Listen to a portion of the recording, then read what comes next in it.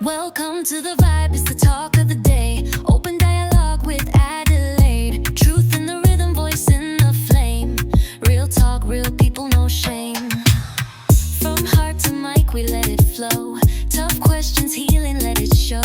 Bold and bright, every voice is gold. Stories unfold, watch the truth unfold. Let's talk, feel the beat, where culture and truth always meet. Adelaide's got the mic today. Open dialogue, light the way. Hi everyone, you're all welcome to Open Dialogue Podcast with Adelaide. So today I'm here with my special guest, Arnold and Xolie, our couple, Elimric guys. And hi Arnold. Hi, Adele. How are you? Good. Xolie unjani? You're right, Adi, how are you? Yes, thank you so much for coming to the podcast. It has been long due, guys.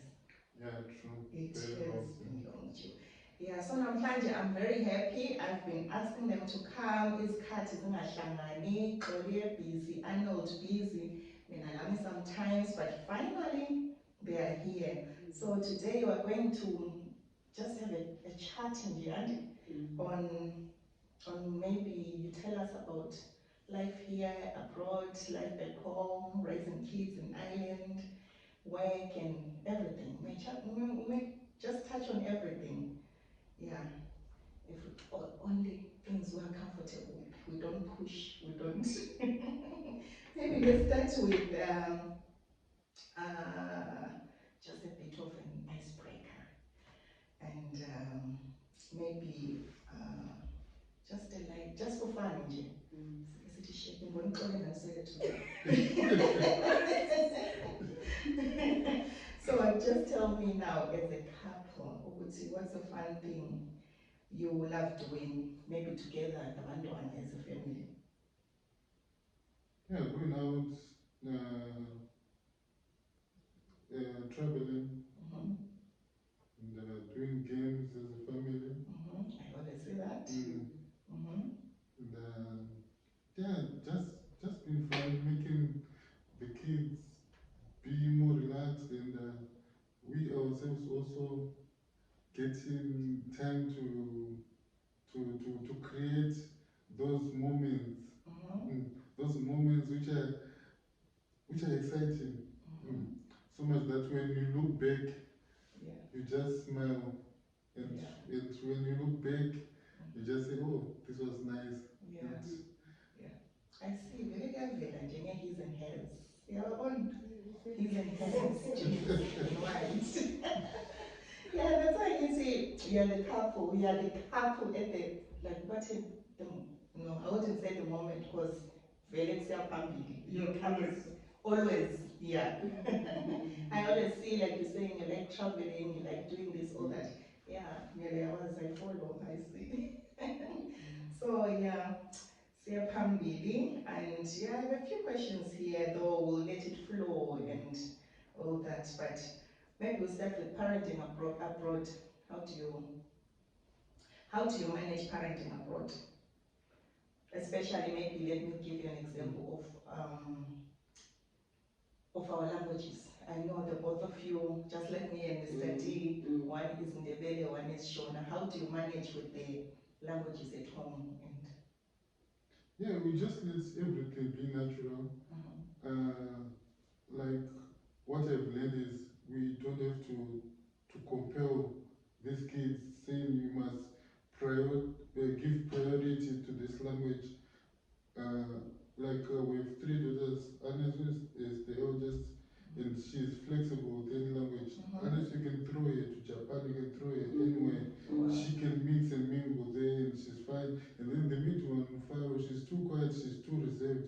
And we tried what we did with Anesu, with Mfaro, and it didn't work out because what we sent her to Eka for a holiday and to stay with their grandparents so that she can learn the Ndebele and Kalanga language. But then this other day we received a call from mom and said, "Oh, guys, can you please make arrangements? and collect Mufaro because she's now stressed. You know, but of which with Anes, of which with Anes, she was home. Yeah. She was home. She when she came back, she was now fluent in Kalanga. She was now more fluent in Debele and Shona at the same time. Wow. And then and then we have got Rodo, the youngest one. Now she's in the middle, but she's okay. She's different from Faro. Faro is reserved and so much. So when we came here to Ireland, that was 2019, and we took Rudo now to preschool. She was not that good in English. And then I remember the first day, it was funny for her because everyone was coming around Rudo, touching the hair, touching the nose, ears, and so forth. I remember there were about 19 in their class, and She was the only herself being the only African. So all the other kids, it was fascinating to them. Someone come, touch a nail, and when she came back, she was so happy, she was so excited. I said, oh, yeah. And then I said, okay, so it's okay. The baby is settling well. Then the next day, she said, yesterday I had 18 friends. Today I had 8 friends. And then the next day she had 2 friends. And then the next day she had 0 friends. And then she wanted to go to school anymore. And then the teacher sat us down and said, you know what, don't be stressed with forcing or teaching your daughter English at home and so forth. Just let it be natural. And because you know what, languages are dying. That's what I remember it vividly. And she said languages are dying. So just continue with your home language, because I wouldn't want a situation whereby when you go back home, she's not comfortable with other kids, when she can no longer speak with other relatives back home. So here, she will learn the English. But now she's okay. And a lot of time, she's now laughing at me, correcting me. She's now better English. And she likes learning to, like I still remember she is this up Duolingo. Oh, really? Yeah, so she used to learn Zulu, like it's close to Ndebele, Yes. and she knows like a few words, a few Ndebele words. Yeah, she's so eager, like And to I think learn. that app is very helpful to children. It is, yeah. It is. Wow, I like the fact that with the 3 kids, with the Anesu being so like she blends in well with everything, and then the reserved one. I can relate to the reserved one because it's not easy to join in and and then the other. But now she can speak also. She's eager to learn now, but it's late, like. No, it's never too late. She's still young. She will learn. But it's good that you let them speak your language at home, and I like the fact that you took them, like you bring them home to learn their language, but it's not about forcing them. No. It comes naturally.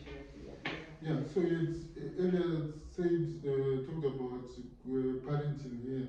So the other thing is, back home we've got a lot of backup, we've got a lot of relatives, and it's easy to hire even someone who can look after your kids and so forth. It's very cheap back home. But now when you come here, it's expensive, and so you are compelled as parents to make flexible duties, like someone needs to be home with the kids.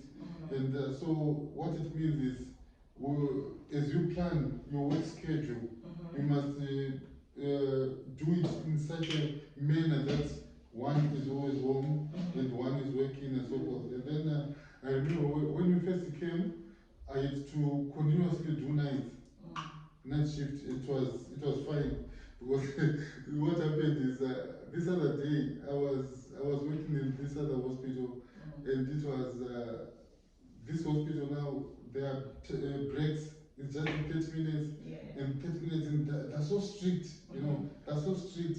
It's different from the other bigger hospital that I used to work, where the breaks are flexible. You can even go for 1 hour or 1 hour plus. But this particular one now, they're so strict. It was 30 minutes. And then I remember it was is it called 25 past 2?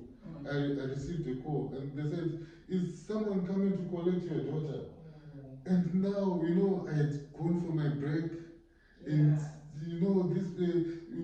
especially in this particular hospital, you are given patients that you'll be working on. So what it means is, if you are not there, no one is taking care Oh, of your patient. Mhm.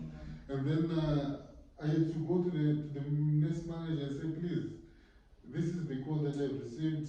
I'm in a Their situation. mother, the daughter's mother is not picking up your phone. I knew she was on night. She was dead asleep. She was dead asleep. And then now from driving from that hospital to the school, it's about 10 minutes. But because of traffic jam, traffic congestion, it took me 40 minutes. And it was just something else. It was just terrible. So that's when I made the decision. I said, from now onwards, I'll be working nights, so that every time I'm home, and up to the time that when I was even driving during the afternoon, I'll be sleeping behind the steering. Then I said, no, That's I have to. That's a good thing. You made a decision. Say what Mr. D wants to say. Now that you've mentioned shifts, how did you find it transitioning from the normal day work to the shift work? Yeah, it was difficult, but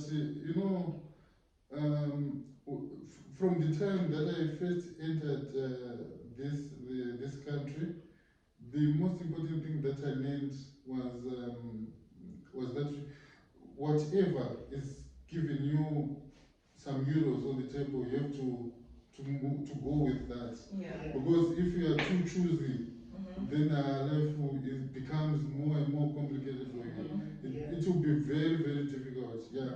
So that's why I just said, because it was my first time working nights, but I said I have to do it. I have to make things happen. And then as we settle, I'll be making more options and choosing and seeing how I can diversify from this new norm. Yeah. Yeah. So it was difficult at first, but I later on adjusted. And the kids, they were happy, but I remember it took me about 4 months, to start getting. I was just seated home, and the only thing I was doing was going to college to pick up the girls. And then this other day, the girl said, so did you fly 10,000 miles from our original country here so that you can be just picking us up, collecting us,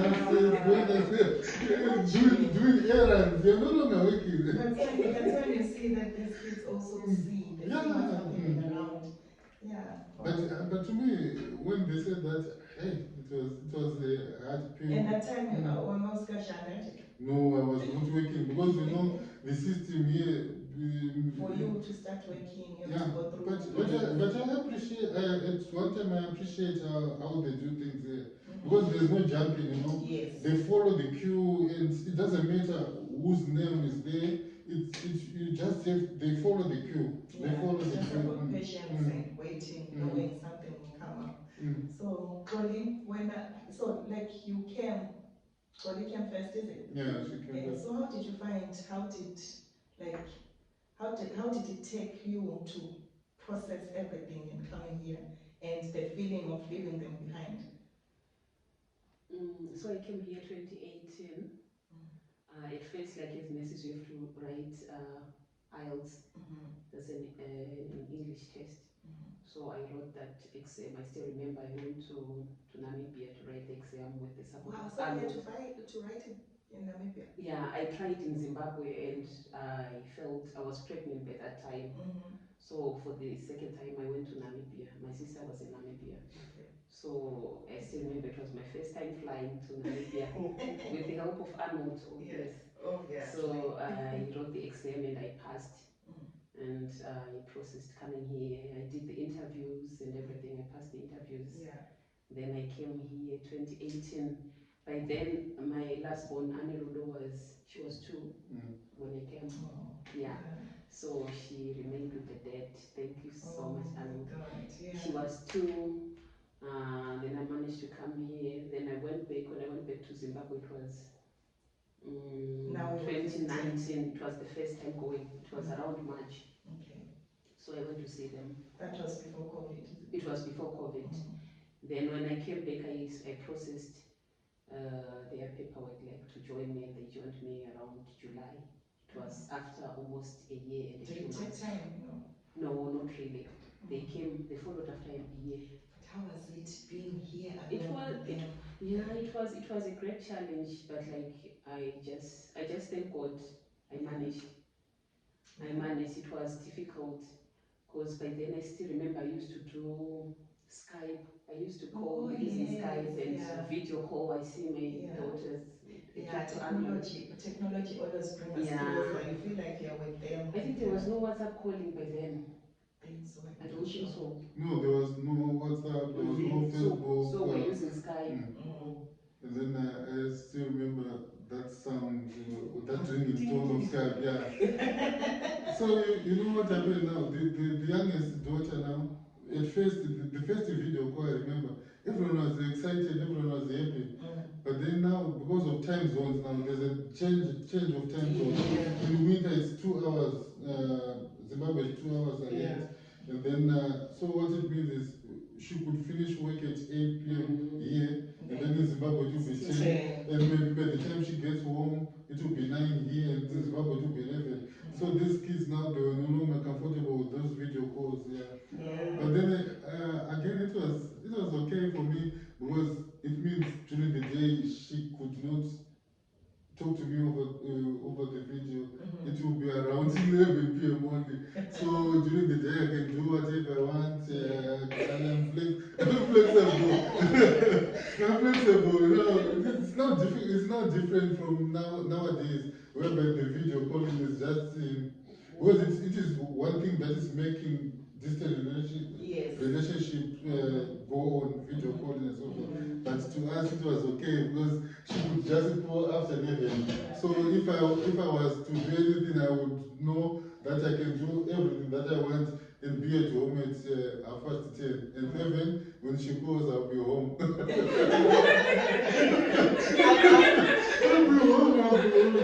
Waiting for the call. I'm waiting for the call. Yeah. During the day, during the day, you're just flexible. That's nice to hear. Now looking back, and now you're all together, and all right. So now I'll go on the next one I have here. Arnold, remember the days when we were working together? By the way, me and Arnold, we know each other way back before I knew Bobby. So we used to work together. This other time you were telling me about going home and your project you're doing home in your house.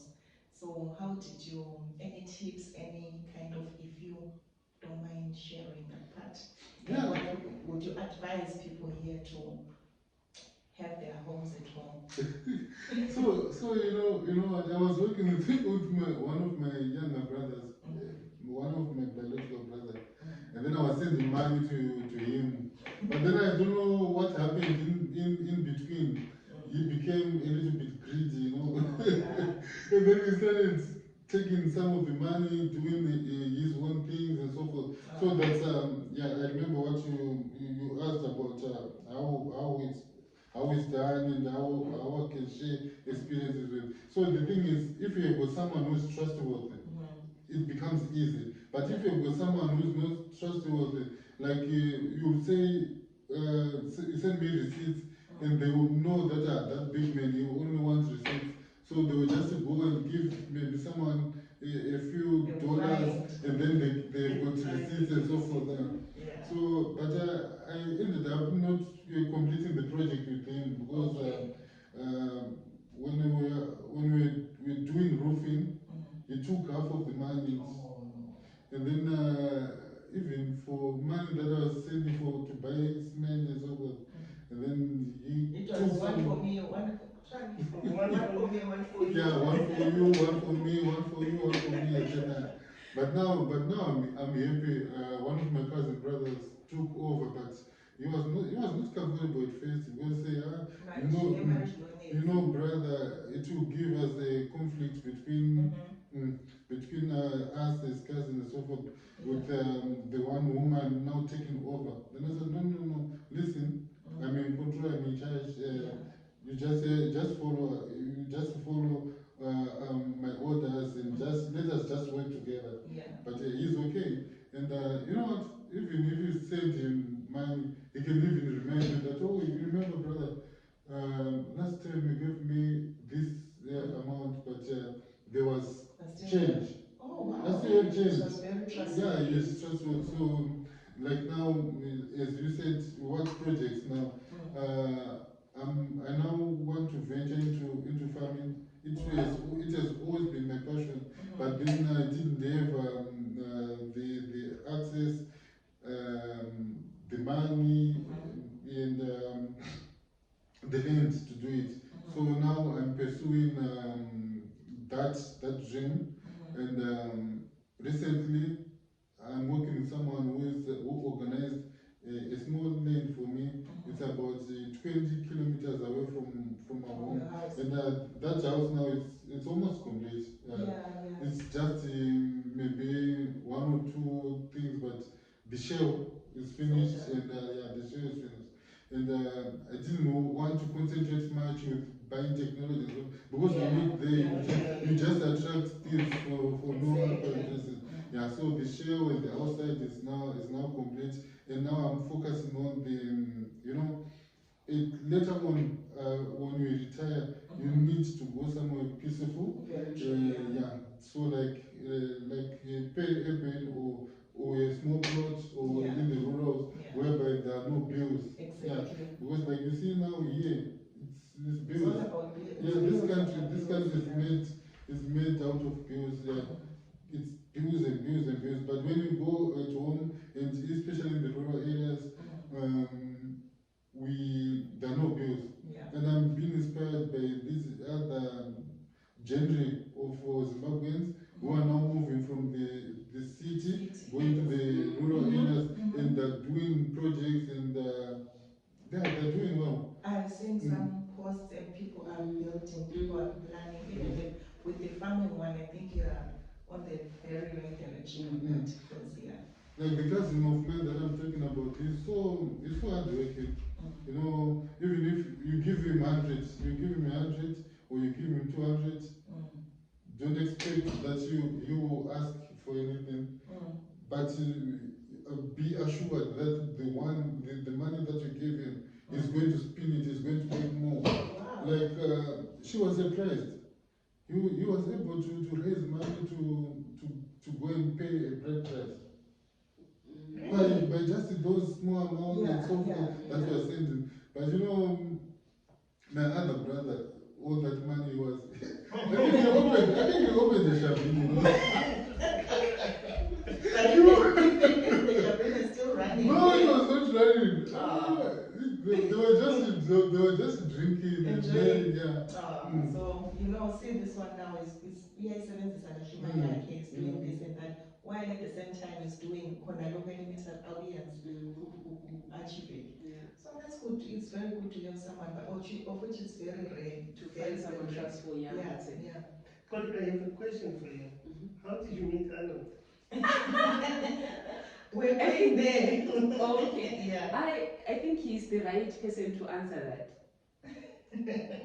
No, again, you tell us how you met. I've got a follow-up question. That's why I'm asking you. Okay, I met Arnold when I was still doing my training in Pilo. He trained in Kwekwe and I was in Pilo. So usually they come for, is it surgical attachment? Yeah. So he came when he was second year and I was second year. That was 2004. Yeah, so that's when we met. Okay. Then the nitty-gritties, I think he can explain better. I think that was 2004 when we were all students. I mean, it is Jelly. I will see even on when it's Arnold's birthday, you see those writings of Arnold. Oh, he used to like writing so much. He used to write poems. Wow. Yeah, he used to write poems for me. Wow. I used to like that. Yeah. You're doing the same as well, because I see when it's his birthday, all the posts and this and all. One thing I like, you are so like, even when my posts on corner, they are so like like you just shared out to what you've done in 2 years. Not every man will be able Yeah, to that's very true. only 2 years. And I see it in your post, which you are genuinely like, you know, Appreciate it. unnecessary. We're taking notes. So, yeah. No, that was it. So, you just talk and how do you keep your marriage alive and joyful after so many years, guys? We see you. We see you. So, how do you keep it?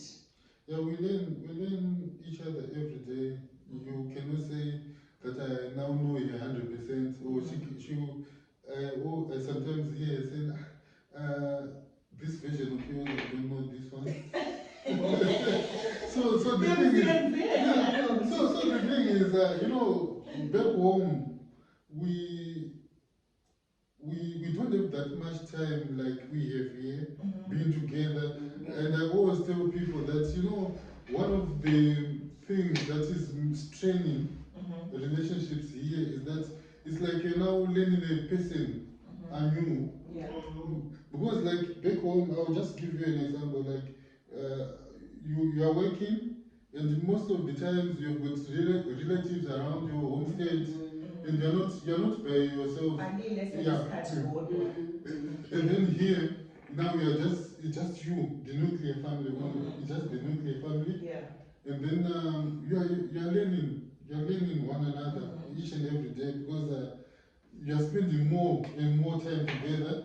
And by so doing, you get to know the other version, or a closed window, which was not there, that you didn't know, that it was functional all along. Yeah. But now you can see it, because you'll be like strangers at first, because when you're off, you're home, and it's when you come from work, you're home.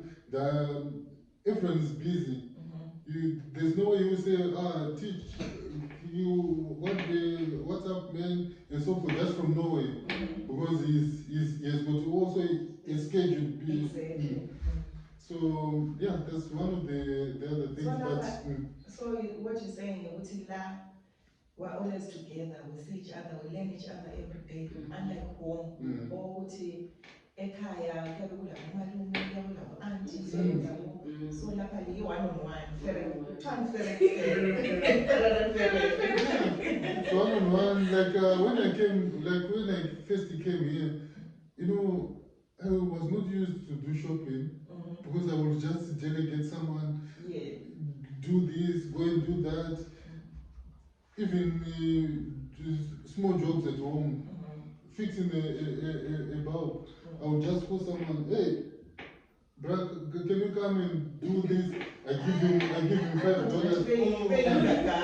$5, I give him $10. I've got a tire puncher. I've got a tire puncher. She knows. I would call someone. They will come and change my tire whilst I'm doing something, or I'm just. But here now you have to learn do things. Plumbing, you have to. And then if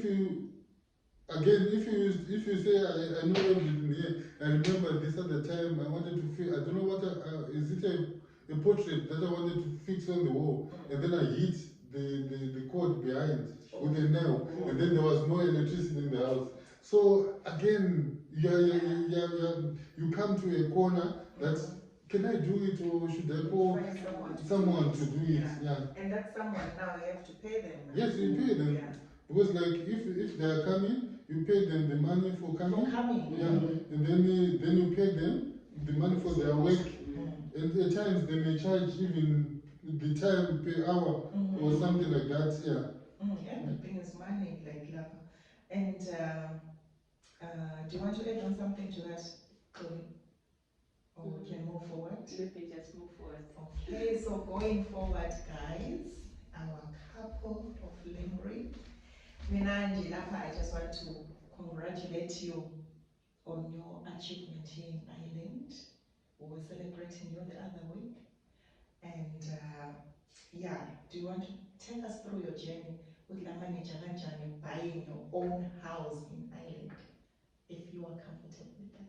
Sorry to throw it in. Yeah, it's okay. So the thing is, like I said, when you come here, you're now learning each other anew. Because back home, what can I say? Back home, you can manage your finances in a way that is different from here. Because right now, here in Ireland, everything goes through the banks. She has got access to my bank account. I've got access to hers. Of which in Zimbabwe there was nothing like that. The banking system was even dead. And then the monies that you'll be making, or if you do a project, like if you go for a lockup and so forth, you've got money, you are paid money. Yes.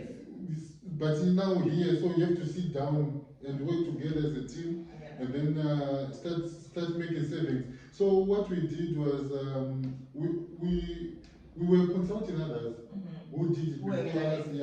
And so that's one major thing. You have to consult others. You have to consult others who have done that before.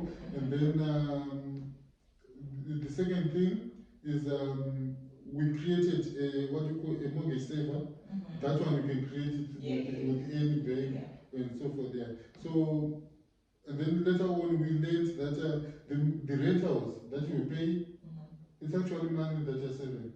So at first what was making it difficult is we were told by others that if you want maybe to pay a mortgage of maybe 2,000 or 1,500, you must be saving 1,500.